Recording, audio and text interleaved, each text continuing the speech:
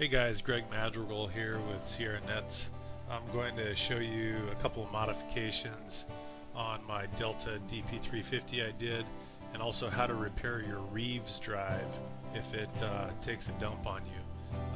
Feel free to hit me up with any questions in the comments below. Thank you for watching. I wanted to share with you something I learned that I think those of us who own Delta machinery will find very important.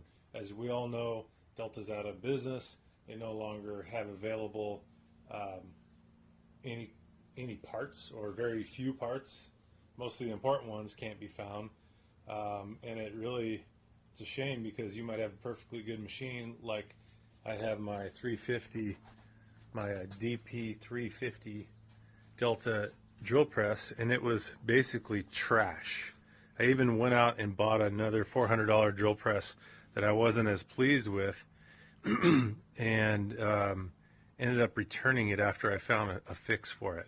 I'm going to share with you these fixes right now. What happened to this thing was the rear drive pulley. There's a rolled pin in there that came off, and it was clanking around, making all kinds of noises. So I took it apart, and in re-drilling for a new hole for a new rolled pin, I actually broke the outer shell or the outer edge of the pulley, and then that pulley is no longer available anywhere. Cannot find it anywhere. So I'm going to show you my fix right now. There's normally 6 screws here on the top, which I don't know why they did it that way, but that's what they did. So I took those off, and in place of that I put little magnets. You can see them here.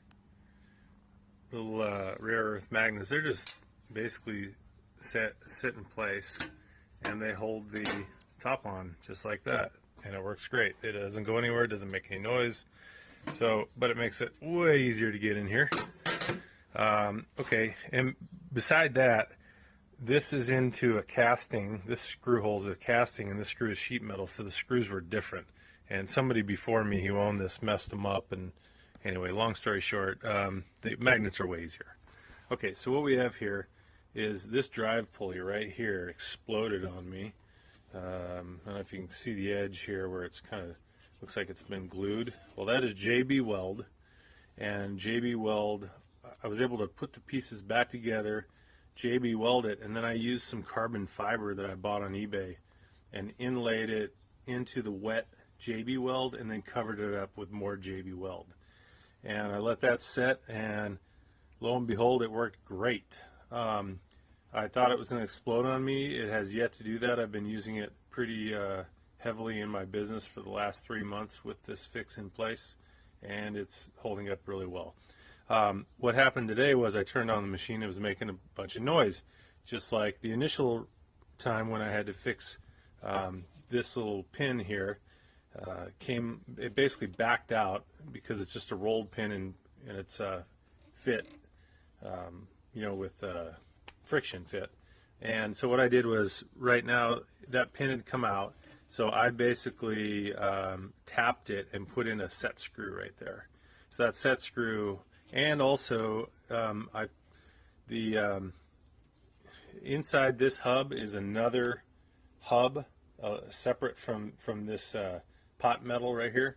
It's a steel hub, and that's what the the rolled pin is locking onto, and that inner hub has a keyway that locks onto the shaft. Not sure exactly why they did it this way, probably because this stuff is crap metal.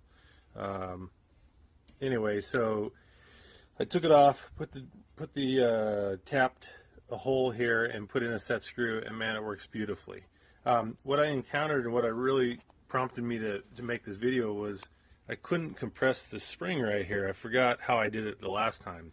So it took me a few minutes to figure it out, but what I made was this stick right here. And this stick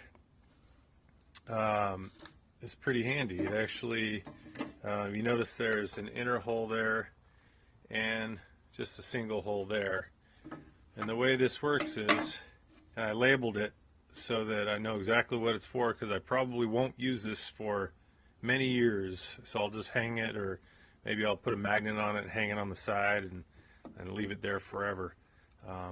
Anyway, so the way this works is you when you're going to compress it, you take this, when you go to compress it, you take this washer here that captures the spring, and the washer goes into this inner hole, and it friction fits because it's the right diameter. And the way it works is we slide this in like so underneath the lip, and it goes right over that washer and it catches on the lip. Notice how it catches the whole lip right there, and you can see it's going over the shaft perfectly right there. Okay. And then the reason for this other hole was simply because I made the board too long, which is actually kind of a good thing because it helps with leverage, and it wouldn't go down far enough. So I cut the hole in it, and now when it goes down, you can see it pushes down the spring. So you can use your C-clip pliers here to just drop the C-clip onto the shaft while you're holding down with the other hand. You notice how the shaft protrudes as you push down on the handle. So this little thing works great, and I just wanted to share it with you. If you guys need measurements, I will be selling these, but if you need measurements, I'll put them in the comments. All right, talk to you guys later. Hope this helps you on your Delta DP350 drill press. Hey guys, if this was helpful in any way, I'd love to hear your feedback, and also please subscribe to my channel. Thanks for watching.